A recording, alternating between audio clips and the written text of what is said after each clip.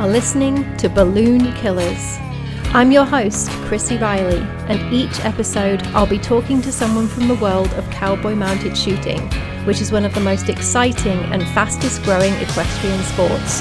Hold on to your hats because it's going to get western.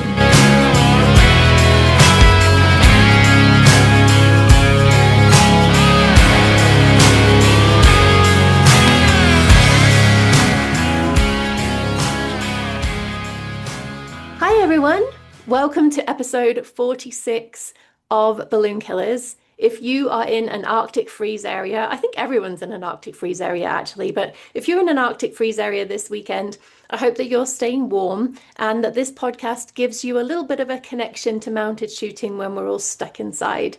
I had to put pajamas on my bananas this morning, and a couple of them acted like they had never seen a blanket in their lives before, because I usually only blanket when we get to single digits or below. And I tell you what, it's a good job I love my old mare, because she was the worst of the bunch. I've been really busy, so this podcast is a little late. Normally I publish on a Friday, and instead I'm recording on a Friday. But I've been to Dollywood. Well, I went to the Dollywood resort. Unfortunately, Dollywood was closed. I did not know this. I was planning a wonderful trip to the Dollywood theme park, but it was closed for the winter. I still had a lot of fun though. The Dollywood resort was amazing. For those of you who don't know, I absolutely love Dolly Parton. I love her music. I love her outfits and her style. And I just love who she is and the role model that she is and the good that she does in the world, particularly for education, which is something really near and dear to my heart. I've also just been on a work trip to Charlotte. So I came back from Dollywood. I had one day at home and then I headed out on a work trip to Charlotte. So apologies that this is a little late. Today, I have a mother and daughter team. Amber Rinell is a ladies 5 and she is the vice president of the Texahoma Mounted Shooters. She's been the vice president for 3 years in a row. She is also the director for PAFRA, which is the Professional Armed Forces Rodeo Association. She has numerous state, regional, class and reserve championships, including winning the extravaganza as a ladies 5 in Tennessee. Her daughter, LillyAnn Chromey, and this is an incredibly accomplished young lady, was Wrangler High Point as a child. She was Wrangler High Point champion. Then in 2023, she had quite a remarkable rookie year. She took the Rookie of the Year award. She was the AA Division High Point. She was the Level 4 High Point. She was the Ladies Reserve Overall High Point and the Limited AQHA World Champion. She was also the 2024 and 2025 PAFRA All-Around Cowgirl. She competed in barrels and mounted shooting in 2024 and barrels, breakaway and shooting in 2025. And she was also the PAFRA 2025 Mounted Shooting Champion and the Reserve Breakaway Finals Champion.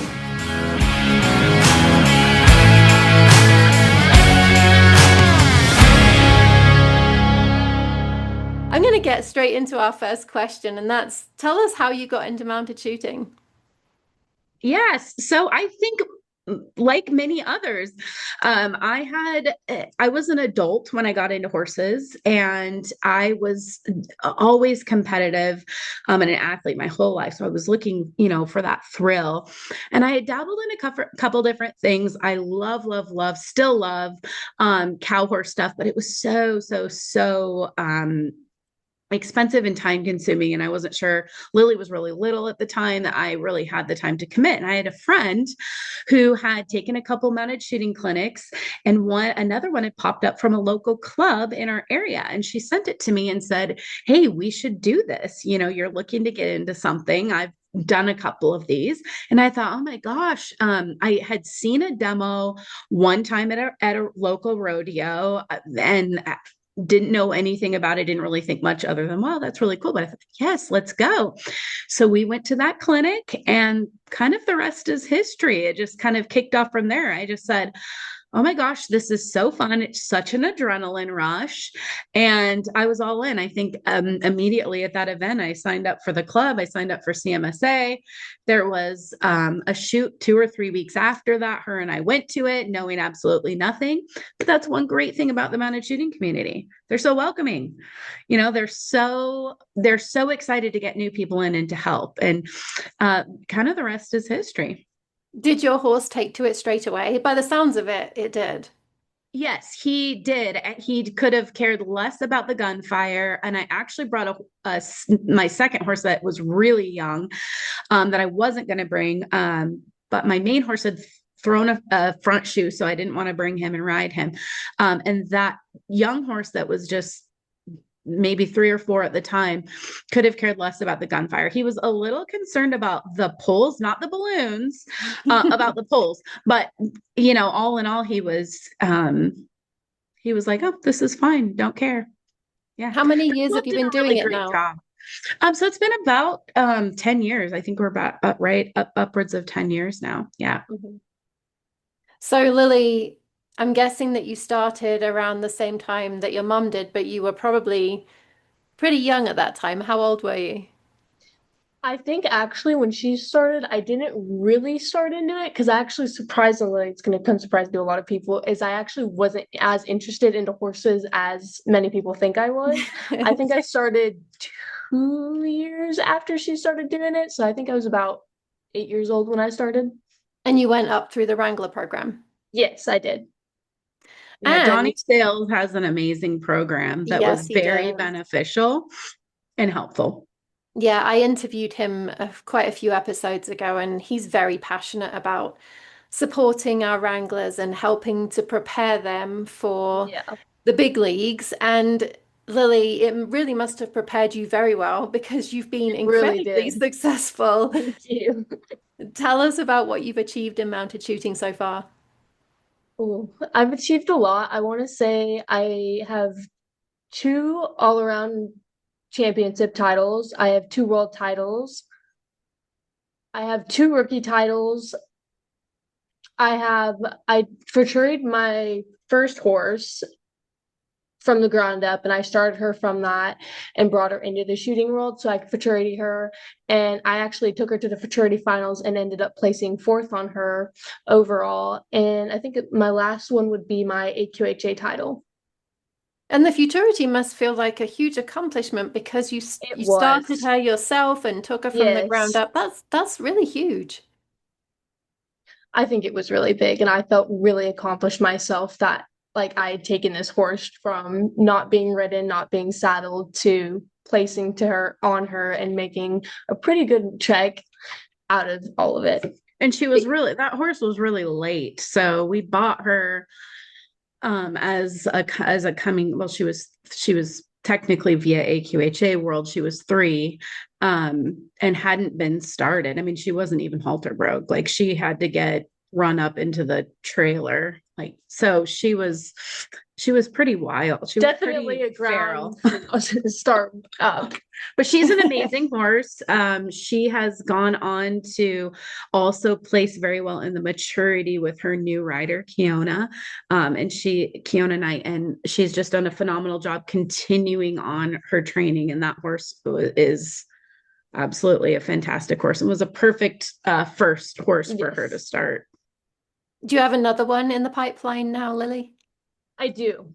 She is AQHA technically 4, so she's This upcoming year. this year. She's 4, and I have done a little bit of shooting, not as much as I did when I started the first one, but we're continuing to bring her up more into it, And will we see her in the futurity this year?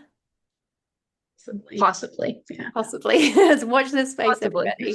She's taken to I mean, she doesn't mind the shooting. It's at all. It's more or less just a patterning. She really just needs to be patterned. And she is also uh, in training to be a breakaway horse. So there's a little bit of going back and forth, but we believe in well-rounded horses. So Mhm. I couldn't agree more. And that kind of yes. brings me into my next question, Lily. I know that you do a lot of other horse sports. So what have I you do. achieved in those sports? Tell us about that. what have I achieved in other sports? I got, was it reserve for breakaway? Reserve at the finals I for got breakaway reserve at the finals this for year, PAFRA this last year. Yeah. which was our first entry In breakaway. in breakaway. On that 3-year-old. And that horse was 3 at the time. And then you've been the youth I've been the youth barrels barrel racing champion champion for in PAFRA PAFRA. 3 years in a row. And I think I've taken quite a few, not huge wins, but personal wins myself in the barrel racing world. She's placed pretty well at a few of the bigger races that are, 900, 12, 1,400 people. And she's done pretty well. She won not 1D, because we're talking, these are, Brittany Pawsey and some of your absolute pro WPRA girls at these really big races. But she won the 2D and one. So the horse that she's on in shooting is also her barrel horse. So, another well-rounded, just absolute amazing athlete. Dare I ask, which one is your favorite of all of the sports that you do? I want to say it's breakaway, and it is breakaway, but I think breakaway and barrel racing are very, very close together. And what about your goals with mounted shooting? You've already accomplished so much in mounted shooting. It must feel like, well, where else is there to go? But do you have any other goals? I do have a couple more goals. So I'm still a level 5 in shooting, and I would like to move up to a level 6. I think I have one more. Have I placed at a major? I have. Yeah, and then top 10 at Worlds. I do want to I want to place in top 10 again at the World Championship. And what about your goals in your other horse sports? I think for my other horse sports, I want to try to make it to the junior NFR one day. This year, I want to try to compete for the junior NFR and place in that in barrels and breakaway. And then, go on to the NFR or the NFBR for breakaway too. I will look forward to seeing you on the Cowboy Channel. Thank you. And Amber, you do an awful lot for mounted shooting. I know that you are very important in your local club, and you also work with PAFRA. Tell us about PAFRA, what it is, how you got into it, what your role is. Yes, absolutely. So PAFRA stands for the Professional Armed Forces Rodeo Association. So what that is it's a veterans organization of active duty, retired reservists, National Guard, and honorably discharged men and women, as well as their spouses and their dependents, so their children that are 18 years of age and under. So not children, not quite adults yet. They're able to come and play in the sandbox as well. And that organization is fairly young. We just celebrated our 25th year this last year at the finals in October. So we're on year 26. It was started in 2000 by 4 cowboys, 3 Air Force guys, and an Army guy sitting around saying, you've got these rodeo cowboys that rodeoed their whole lives, and then they went on to do fantastic, amazing things in our armed forces. And said, there's a link there, right? Like there's so many things that are the same. The camaraderie is so similar, and how great would it be to be able to pull, those two things together, and then to be able to co-sanction with other pro rodeo associations. And so that's kind of where it was birthed. Now, back in 2000, mounted shooting wasn't an event. I believe then it was just your standard rodeo events. But it has come around and matured. Christina Day out of Kansas, she's a fantastic shooter. Her and her husband, Sean, are big rodeo cowboy girls, and they're also shooters. And she had proposed to the PAFRA board that they bring in mounted shooting as one of their events. And it passed for a couple of years. on sort of just a test run. And then it kept getting voted on year after year. And last year it became a permanent event into the association. So they do all of your traditional rodeo events that you would think of: barrel racing, your saddle bronc, bareback bull riding.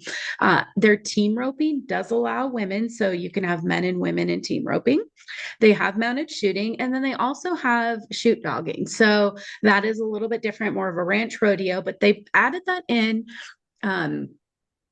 I'm not exactly sure, but I believe it really had something to do with soldiers that wanted to participate who were potentially active duty and weren't able to have horses, but at the time, but it still gave them something that they can do that doesn't have to be horseback. That's not a rough stock event. So that was added in as well. It is a traditional rodeo platform, so it's very different than what we're used to as mounted shooters. If you're familiar with rodeo or you rodeoed, you will totally get it, but it does not operate like a shoot.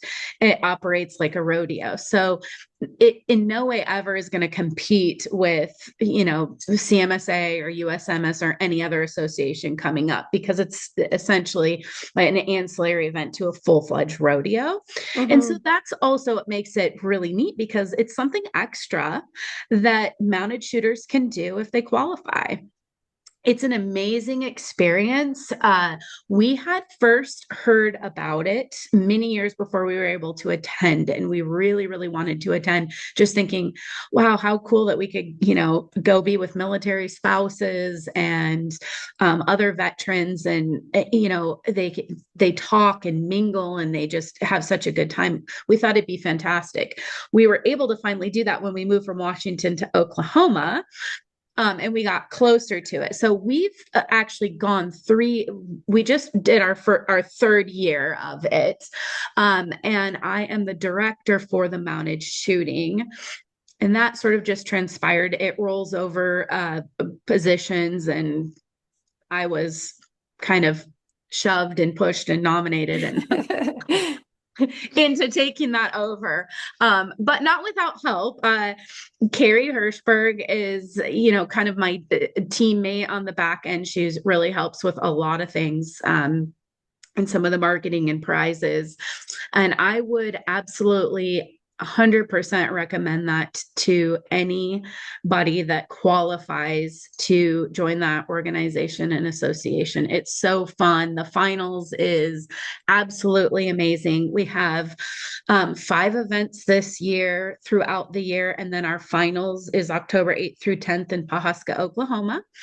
You do need to become a member, and there is some pretty strict timeline guidelines. So we have a PAFRA Mounted Shooters Facebook page, and I keep that pretty well updated. It's a little bit different. They have a deadline on memberships. You have to be a member for you to qualify to compete at the finals. You don't actually have to compete at any of the events currently leading into finals. You could just compete at the finals. But we have two shoots that are tied in with their rodeos in Odessa, Texas in April. We have some stuff at a new facility in Tennessee. We have something with the club that I am on the board of, Texhoma Mounted Shooters in Duncan, Oklahoma. So there's lots of opportunities, and the prizes are absolutely fantastic. We've given an overall saddle the past 3 years that we've participated. We have one amazing sponsor, Kerry Robinson. He is also a veteran, but he's not a rodeo guy at all, but he loves to support veterans, and he has supported the Mounted Shooters this will be his 5th year. We give prizes per round, 3, 4, 5, 6 deep, amazing prizes. So you kind of walk away with more than your entry fee just in your goodie bag. And you get an experience like no other. I think that only other military people can really understand the camaraderie, just the connection, the brother and sisterhood that lives within the military carries itself over. And I really, truly believe it's therapeutic for those soldiers to attend that event. It's therapy. Well, I'll make sure that I post that link in the show notes so that anyone who hasn't been attending this or didn't know about it but is interested and is eligible can find out more information. Yes, absolutely. Now I'm going to move into my regular questions. And the first one, and either of you can answer first. The first one is, what's your favorite win and why? I think my favorite win would be my AQHA World Champion title, right? Yeah. Yeah. Yes. Your gold globe. My gold globe. The gold globe. It's sitting in my room, perked up perfectly to where you can see it when you just walk in. That would definitely be my favorite because that was just like the end of a good year. And that was just like the golden point. Pinnacle. The golden point of that ending year. And quite a beautiful trophy to come out of it too. Yes. Those things are really, really stunning. And they're really heavy too. Yes. Yeah, they're put together very nicely for sure. For me, I think there's a couple things. I think a couple wins that were important to me. I think my very first win ever, as a ladies one, it was important. When I started shooting, there were a lot in our area, a lot of ladies ones. And I'm talking our local shoot would have 10 to 20 ladies ones. It was Wow. It was a lot, and it made you really have to work to accomplish that win. And then with me sort of just jumping in and going, oh, I'm going to go to a clinic and then I'm going to start, going to shoots. It took me like a year to get my first win. And so I think that was really, really important. And then I think I moved from a 1 to a 2 in Queen Creek. And that was my first kind of, big major win. And that was important. And then when Lily was running for rookie, I won the extravaganza as a ladies 5. And that was just important to me because it was extremely stressful year. My focus really was not so much on me. And so just the mental game of trying to keep myself, lined out for her and then also be able to fight through for myself. So that win, I think, has some meaning and substance as well for me. And that's a huge win as well. That is a huge accomplishment. Yeah. Thank you. It felt like it. I'm sure. What about the shoot that you don't like to miss each year and why? And is it the same for you both or is it different? I know what she's going to say. I disagree, but I want to say mine is what's the one called? Queen Creek. Queen Creek, the one that they have the Winter Championship, the one that's down in Arizona. And why I don't like to miss it, it's a really fun shoot. When we go down there, we stay down there for like, a couple weeks, and we can explore everything and go up in like the mountains. And all my friends are there and we get to hang out with them. And it's just a really fun shoot to be at. We usually stay for more like 4 weeks. So I agree. It's kind of a good kickoff to the, to the year. But I would also say that, anybody that hasn't gone to Vegas, that's just, unless you pro rodeo or, do something, that is really professional, I think in the equestrian world or something, you just don't understand. Like that is such a cool experience to, pull your trailer in the hotel and have your horses right there. And I have never performed, but the absolute worst ever at that event. But I still just think it's a bucket list. Like if you haven't gone, go, Vegas is cool, go. And then, we love the Travises and they host some really great shoots. And it's just very different, right? So I think that those are some of the ones, some of the most relaxed ones can be some of the funnest ones. They put on a great production. Everyone's camping. I love that aspect of it. There's meals every night. And I think some of those sort of backyard type shoots are great. And they've continued to do them over and over again. And they're always fantastic. So definitely the Travis's shoot is probably one that everyone should also check off their bucket list for sure.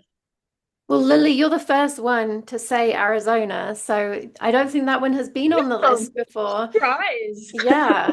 Vegas has been on the list quite a few A times, bit. as has the Travis shoot. So I'm not surprised to hear you say that at all. And I totally agree about Vegas. Everyone told me that I should make that shoot. I should add that one to my bucket list. And last year, yes, it was definitely the highlight of my year. Yes, it's an amazing event.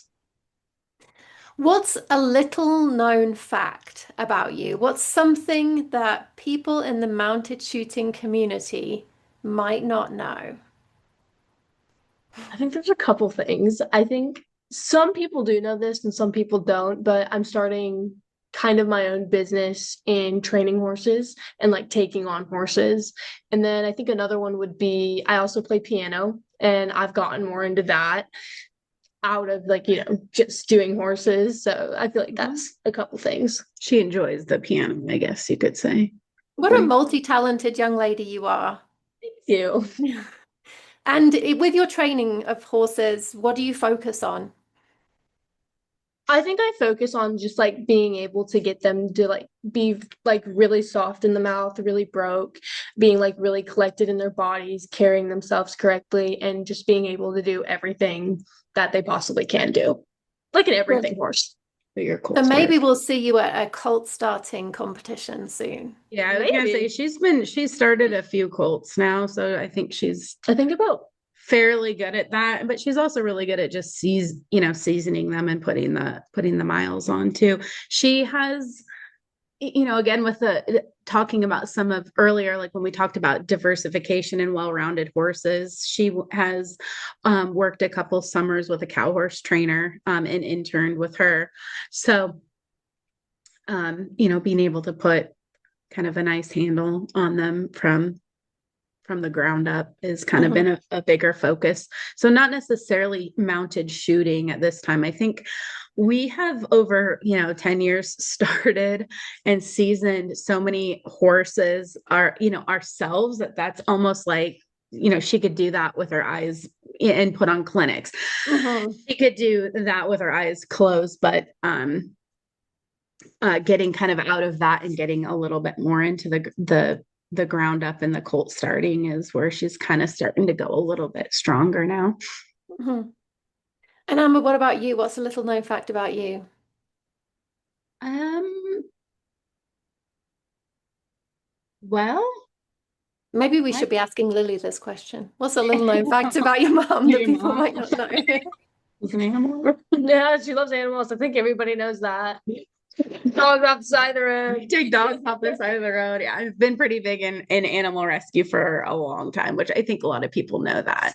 Something people may not know, a lot of the general population probably wouldn't know, was I was a really competitive figure skater growing up. So I skated with Disney on Ice. I skated with the US and European World Tours. I was very, very competitive in figure skating and in cheer. I cheered in high school and went to college on a scholarship, an athletic scholarship for cheer. So both Lily's parents we kind of come from a pretty competitive sport minded background, just not necessarily in horses. So I don't think very many people know that.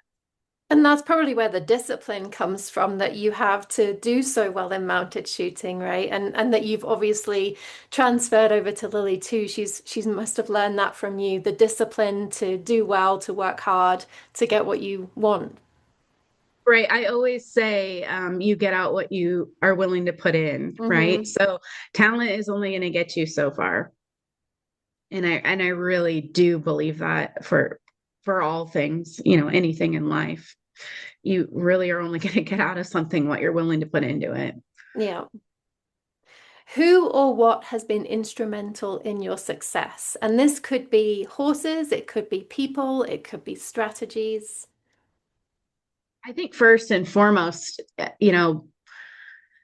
before we can dive into sort of like the earthly portion of that, I would have to say that, you know, we've been blessed by God to live the life that we do and to be able to have the horses that we've had and the people in our lives that we have had. So I think first and foremost, 100% it needs to go to our creator. But beyond that, I think there's been kind of a mix of both. The very first horse Lily ever got was given to us. He was 22. He was retiring from his main rider. His name was Chester, and that's kind of the horse that got her riding again. Like I think she said in the beginning, Lily was, and that's probably a little known fact of Lily. Yeah, Lily I was not into horses at all. She was, you know, interested, like, oh, hey, a horse, but she wasn't interested in riding other than now Washington, we have beautiful trails and, you know, endless riding opportunities as a trail rider. And she would walk around. But the second a horse would even think to pick up a trot, that kid would bail off the side of that horse faster. She was more willing to jump off the side of the moving horse than to just sit the horse. And she was that way for the longest time until, you know, we were at shoots and other kids were riding. And it was like, well, you know, if they're going to do it. So she did a couple things where, you know, I think I ponied her like maybe a couple times, and then, you know, I'm not the ponying mom. If you want to learn to ride, this is how it went. If you want to learn how to do it, then you're going to do it yourself, and I'm not going to lead line you around. Yeah, she was old enough at that point. I mean, we're not talking like a 3-year-old, right? So she was old enough to learn how to ride. So, you know, the pressure was kind of on. Like, if this is what you want to do, you are going to learn how to do this. So that horse was kind of the opening. And then my husband rode that horse. And that really is what got him into mounted shooting. And he's, you know, a world champion. He won the first time we went to PAFRA, he won the world championship there. So Chester was amazing. And then for me, I think, not the first horse that I took the clinic on, but the first shooting horse that I bought, was, he had been shot off of, he hadn't been like overly seasoned, but he was fine with the gunfire. Bought him sort of on a whim, like sight unseen from some shooters that at the time we did not know at all. It just popped up on my Facebook feed. I happened to see it right as it was posted and messaged her along with 10 million other people, and bought this horse sight unseen, to the point where I actually borrowed the money from my friend who got me into mounted shooting, Beth, initially, until I could come up with the funds to pay her back to get this horse. And that horse took me from a 1 to a 5. And they're just, I mean, I can't even put into words the lessons that horse, you know, has taught me over the years. And then as far as, you know, the horse that Lily's on now, that she really did probably her biggest accomplishments on, Zip, was another one. This horse, they could not get this horse seasoned, or really comfortable with gunfire. He kind of, absolutely hated it. And we were able to haul him around as a wrangler, not being shot off of. And I'm telling you, he only does the stuff that he does for Lily.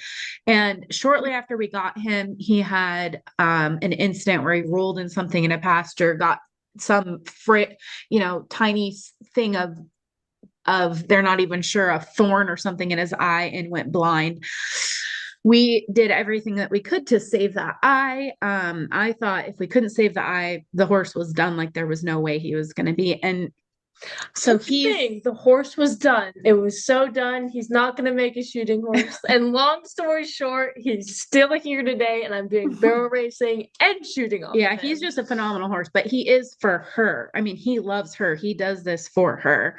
And so we had a really, you know, we were fortunate to be able to get that horse. I think that Donnie has been phenomenal in his Wrangler program, you know, with Lily, and bringing Lily up through the Wrangler program, and, you know, helping me kind of dial in some of the things I've, you know, put together a Wrangler program that I've given to a lot of other Wrangler parents on exactly kind of how we did what we did to get her to where she could transition and still be shooting at a fairly good speed and clean.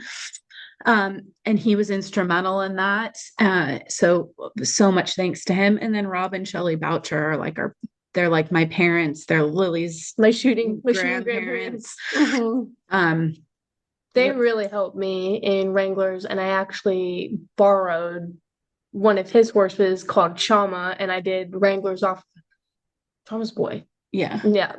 I did Wranglers off of him for the longest time, and for half of a season when she was a High Point Wrangler winner also and world champion. But we were in between horses, between Chester kind of got too old and we were looking for the right thing, and she rode Chama in between that. So she rode Chama and Zip that year. So I mean, there's so many, and just my friends like Leslie Berry and Tiffany Dixon and Beth Bowman, who we kind of all started shooting together within a year. We still shoot together. Never still friends together. We still do clinics. And then I also think Tammy Billingsley, Lily's she's never had a coach or a lesson program. Everything that she's learned has been through just the basics that she was taught through me and her own instinct, except for Tammy. Tammy spent a little bit of time with her, as well as myself. We did put together some boot camps, and she really kind of just, smacked me around and got me going where I needed to go and on the right program. And I'm so excited that she's moving to Texas and we'll be close to her, because she's a phenomenal trainer for horses, but also for people. So her program is kind of what worked for me and kind of what was, of course, then pushed on kind of to Lily. So I think that those are probably some of the top horses and people, throughout. But the managing community too, really. I mean, just so opening and caring and loving, and oh, your horse threw a shoe here, ride my horse. I mean, it's just, it's amazing. It's an amazing community. And I think that is very special. Yeah, I hear that a lot. And I don't think that there would be many other horse sports that would hear that repeatedly from some of the top competitors in the sport. And it gives me this glow of pride every time someone says it, and makes me feel like I'm in the right place with this sport. Yes, absolutely. It really makes a big difference. It definitely makes a big difference for sure. The community of mounted shooters. We just moved into 2026. What are some of your plans or goals for this year? I feel like one of my goals is to make it to the junior NFR for breakaway and barrels. And I was going to compete in pole bending, but I think we're breeding our pole bending horse that we have. So I don't think we'll be able to do pole bending. And then I think another one would be just working towards getting to be able to move up to a 6, and also just like growing my training business and starting young colts and taking on more horses. That's a lot of plans for 2026, Lily, but I'm pretty sure I think you can do it. I was going to say, you seem determined enough that I'm pretty sure that you're going to make it. I think my goal is summed up by Lily's explanation of her goals. The parent, those are my goals. Yeah. And doing all of the things that mom has to do to help daughter get to that point, which is an incredible amount of work also. And to have an amazing 2026 PAFRA show. And Texhoma has some pretty great things in the works too. So my time will be pulled to that and helping make those events the best that they can be. I saw that event on the CMSA events list that's right before Worlds. That is TBD. So I'm kind of hanging on a thread waiting for more details about that one. Yeah, we are going to be coming out with that, with some updates on that pretty soon. We're just kind of working with some other groups in the area to make sure everything is, kind of as smooth as possible. But we do plan to do something fairly substantial right before, so people can get some good practicing going into Worlds. Woohoo! I will look forward to it. Well, thank you both so much for chatting with me. It's been such a pleasure talking to two people. I love having two people on because we get so much more of a different conversation. So thank you both. Yes. Well, thanks for having us. We really appreciate it.